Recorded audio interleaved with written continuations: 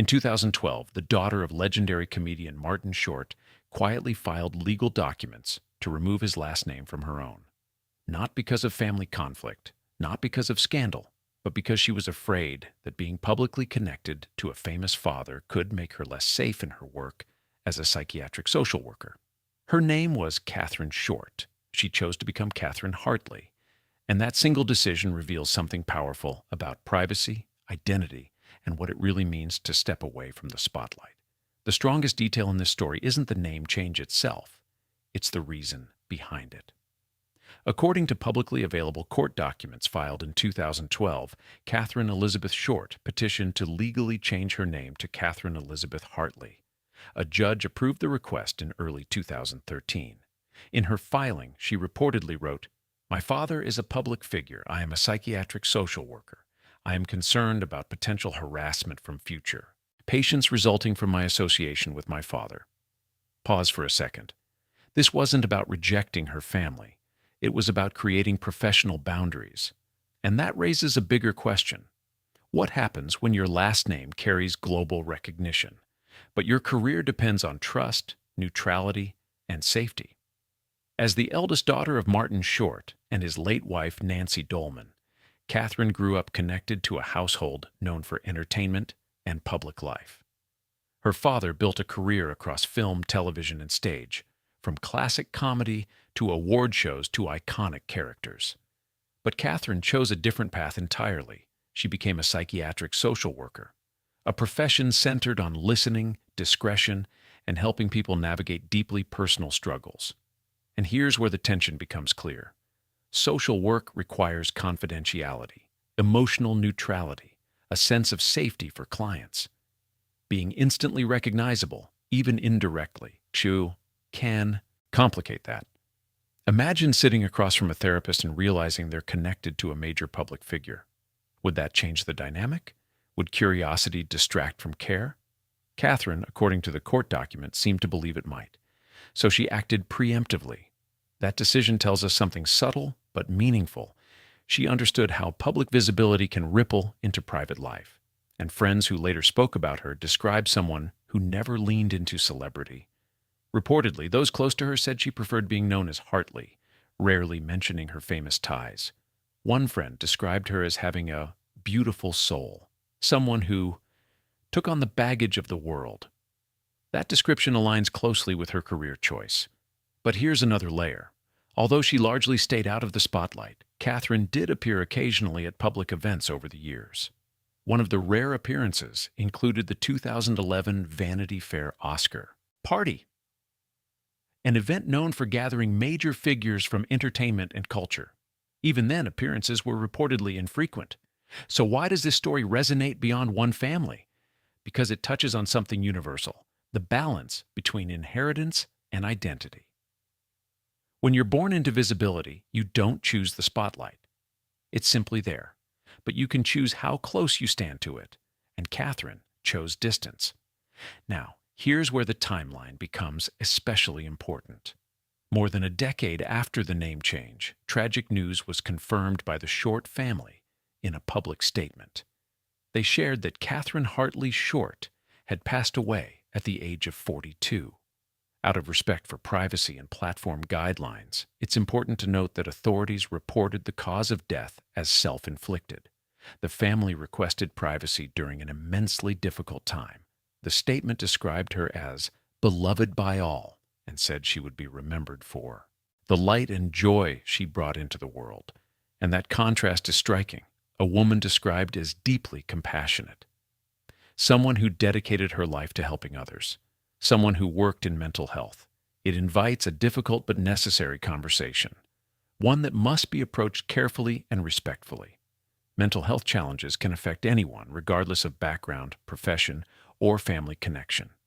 According to sources cited in media reports, Katherine had reportedly faced mental health struggles throughout her life. This is not a story about blame. It's not a story about scandal. And it's certainly not a story about fame causing harm.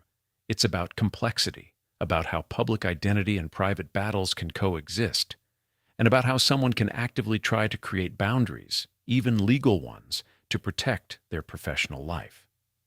But here's the deeper question. Was the name change only about professional safety, or was it also about carving out an independent identity?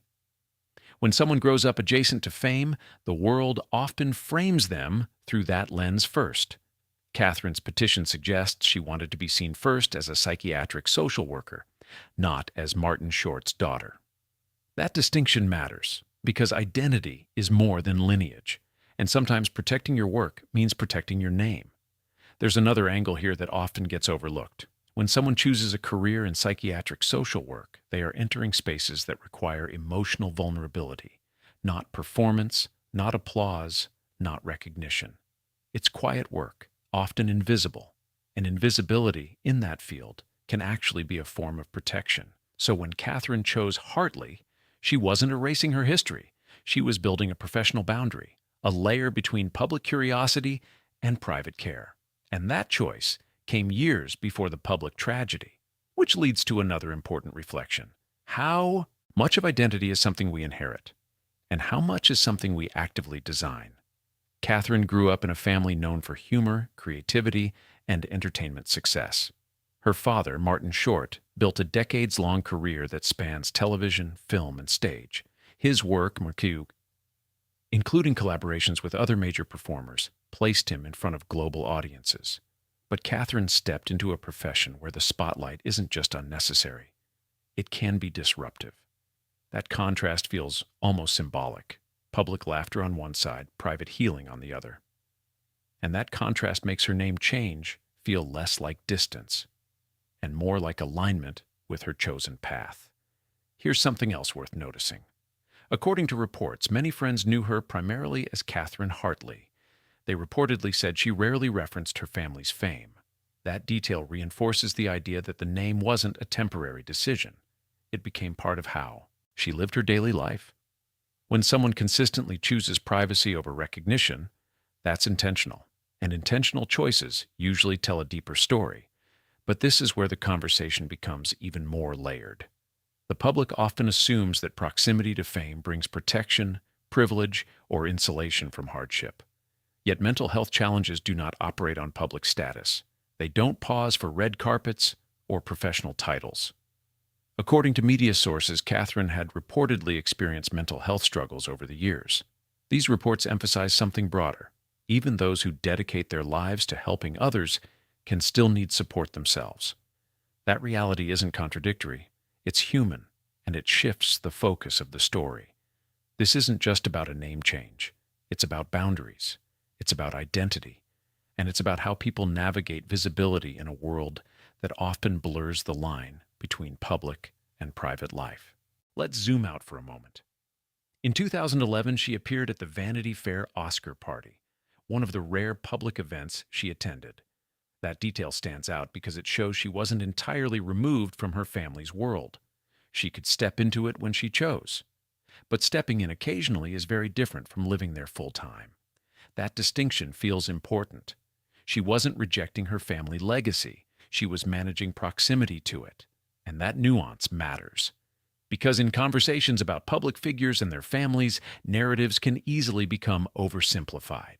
Either someone embraces fame or they run from it. But real life is rarely that binary. Katherine's story sits somewhere in the middle. She maintained family ties. She chose a helping profession. She legally adjusted her name for professional safety. All of those things can coexist. Now here's the question that lingers. What does safety look like when your last name carries recognition? For a psychiatric social worker, safety isn't just physical. It's psychological. It's about creating a neutral environment. It's about minimizing distractions. It's about making sure a client's focus stays on their own healing journey. And if even a small percentage of future clients might approach sessions with curiosity about a famous connection, that could subtly shift the dynamic. Her court filing suggests she considered that possibility seriously and acted before it became an issue. That proactive thinking says something about her professionalism. But it also highlights a broader truth in today's world. Digital visibility makes separation harder than ever. A quick online search can connect dots instantly. A surname can become searchable context. For someone in a mental health field, that visibility might feel like a vulnerability. So the name Hartley became more than just a word. It became a boundary. And boundaries, especially in caregiving professions, are not rejection. They're structure. Now let's address something carefully and respectfully. When the Short family released their statement confirming Catherine's passing at age 42, they asked for privacy. The language emphasized grief, love, and remembrance. It did not invite speculation, and that's important. Public stories can quickly become narratives that go beyond verified information, but responsible coverage stays grounded in what is confirmed and avoids turning personal loss into spectacle. That's why this conversation should center on understanding, not assumptions. Because ultimately, Katherine Hartley's decision in 2012 reveals something that feels relevant to many people, not just those connected to public figures. It shows the desire to be known for your work, not your surname. To be evaluated on competence, not connections. To build a life defined by intention rather than inheritance. And that theme extends far beyond celebrity families. It applies to anyone trying to carve out an identity separate from expectations. Whether those expectations come from fame, family tradition, or social perception. But here's where the reflection deepens.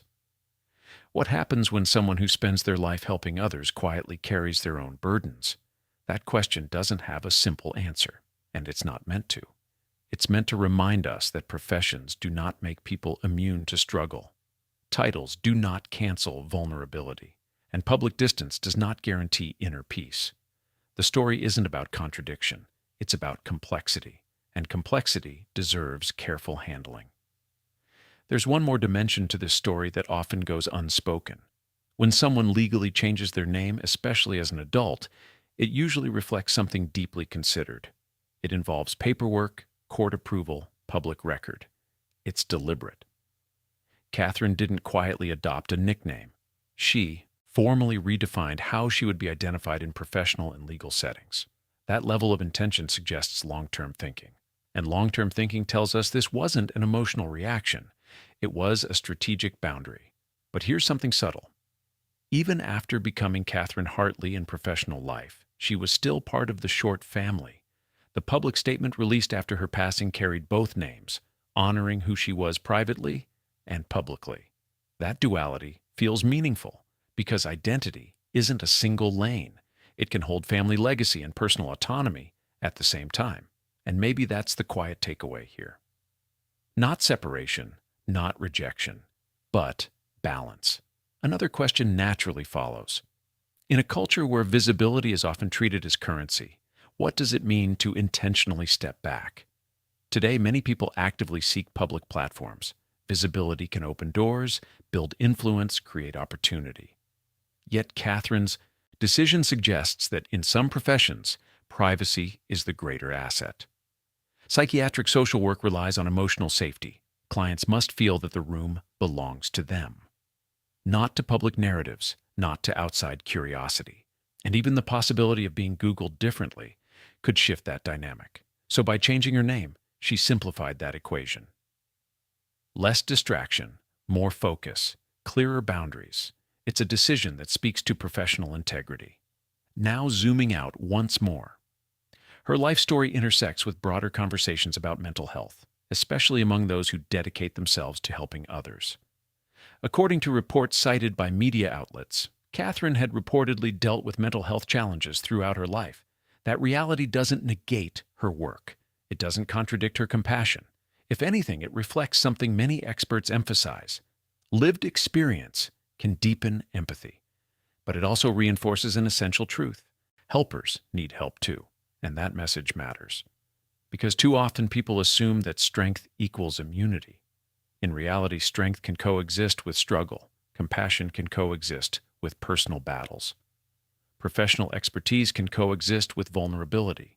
These are not opposing forces. They are human realities. When the Short family requested privacy, that request set the tone for how this story should be handled, with care. And care is the thread that connects everything here. Katherine reportedly sought to protect her future clients. Her family sought to protect her memory. and responsible storytelling seeks to protect dignity. That's the through line. So when we revisit the original moment, a court filing in 2012, it no longer feels like a small administrative detail. It feels symbolic. A woman choosing the conditions under which she would serve others. A daughter defining herself beyond a surname. A professional creating space between public identity and private care. And in a world where lines between public and personal are increasingly blurred, that choice feels remarkably intentional. If there's a lesson here, it isn't about fame. It's about boundaries, about understanding that identity can be shaped, even when parts of it are inherited. It's about recognizing that mental health conversations require empathy, not speculation. And it's about remembering that behind every public connection is a private individual with their own path.